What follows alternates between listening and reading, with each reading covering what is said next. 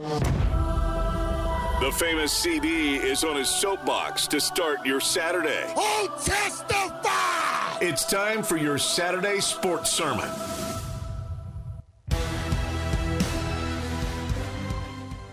You can't help but to look back at 2016 and compare this LSU team to that team in 2016 for a lot of reasons. And one of the big questions I'm sure everybody's been thinking about going into this ball game against Auburn is, can Ed Orgeron survive through the season? The short answer for me personally, you can disagree on 337-706-0111. It's yes. I think he'll survive this season till we get to after the A&M game. But of course, this is a Saturday sports sermon, so let's expound on that and why I think that.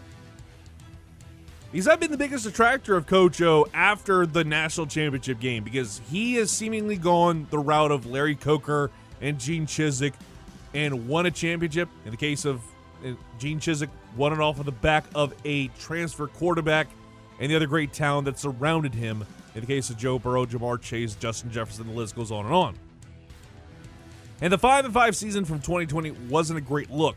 I think any other team, any other year, it would have been kind of talked down because of everything that was going on with COVID and whatnot. But I think you add that with the Title IX investigation that was going on as well during the offseason, that played a huge role in everything.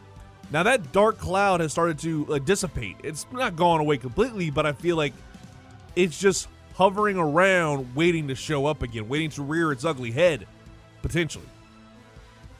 Now what happens next is anybody's guess. But right now, it looks like that won't play as much of a role as maybe we thought it would. But I think the fact that if LSU doesn't play to their standard, seriously, 5-5, it had been a long time since that had happened. 2014, about 7 years ago, was the last time LSU was 500 or below in SEC play. Seriously.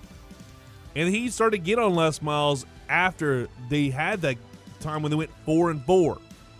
Not a great look. And it stayed there for a good while until the proverbial guillotine was pulled after an Auburn loss 6 years ago. And, you compare these 2016 and 2021 seasons, it's a testament to the old saying. Those who don't learn from the history are kind of doomed to repeat it. 5 years ago, LSU got outclassed on the road against Wisconsin when the two teams played at Lambeau Field. 5 years later, Ed Orgeron played UCLA, a team that on paper they should have beaten and trounced like nobody else, beaten them like a drum.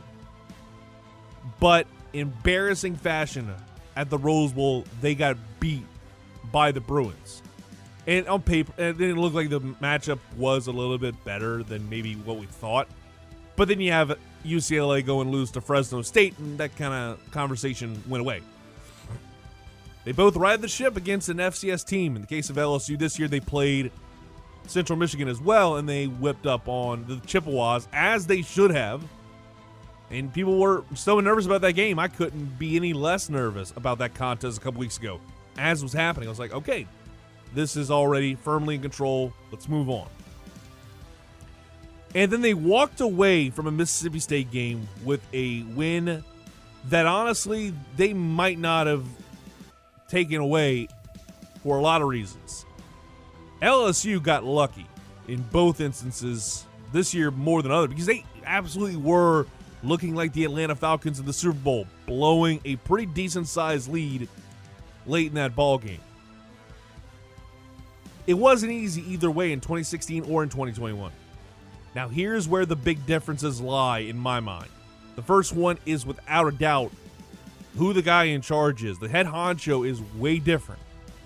Joe Oliva isn't the athletic director at LSU, and that was a big reason why I think Les Miles was even the head coach in 2016 after allowing him to remain as head coach after the all-too-public courting of one Jimbo Fisher failed miserably. And apparently seeing a Texas A&M win in 2015 was enough for Miles to keep his gig. I still don't understand all that stuff. But when it comes to Scott Woodward, I don't think we see him fire Ed Orgeron in the middle of a season. Because that just doesn't seem to be his MO. Because he probably could have done the same thing to Nicky Fargas before saying, hey, here's this other job. Go ahead and take that and move on, and we'll consider a mutual parting of ways instead of outright firing you. Ed Orgeron, on the other hand, I think is a different conversation. I think we see Ed Orgeron be shown the door after the A&M game in November if things don't turn around and we don't see this team hit that 9-3, 10-2 kind of thing. Again, you've heard me talk about it all off season.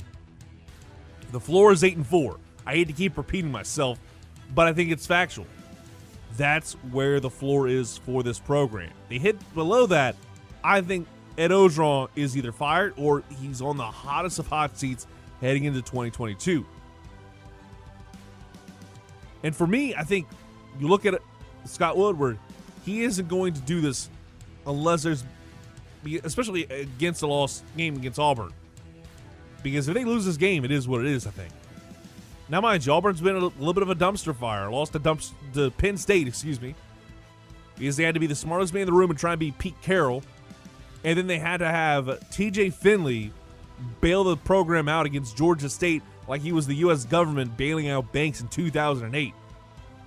The Bayou Bengals are going to need a lot of help from the run game. That's been largely been on a milk carton through 4 games, compared to what we've seen be the gold standard at LSU.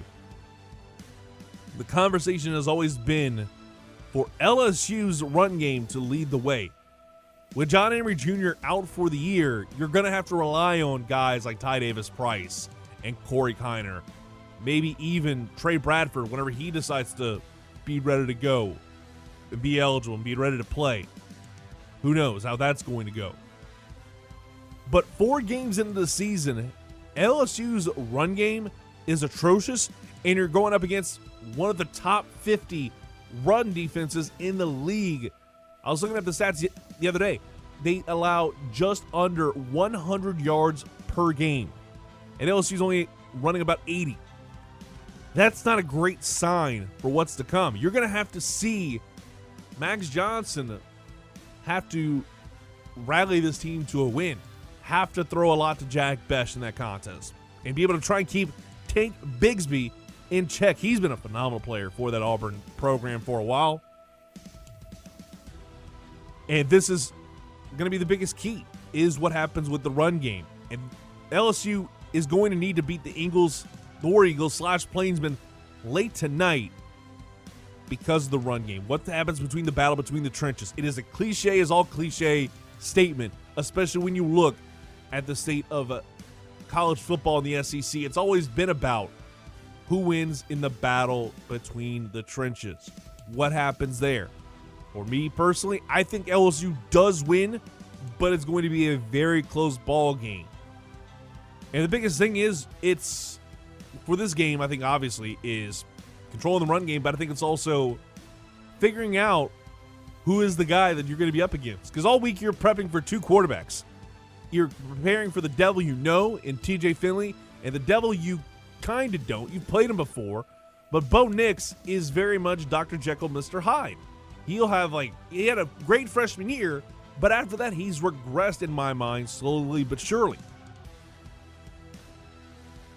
But to kind of wrap this all up in a nice little bow when it comes to the conversation about Ed Orgeron's future at LSU, I think unless LSU completely lays an egg, I mean lose to Auburn, lose to Kentucky, lose bad to Alabama, lose to Florida, lose to Ole Miss, lose to A&M, if you wind up losing out the rest of the way to your schedule, I think Ed Orgeron sticks around for the rest of the season.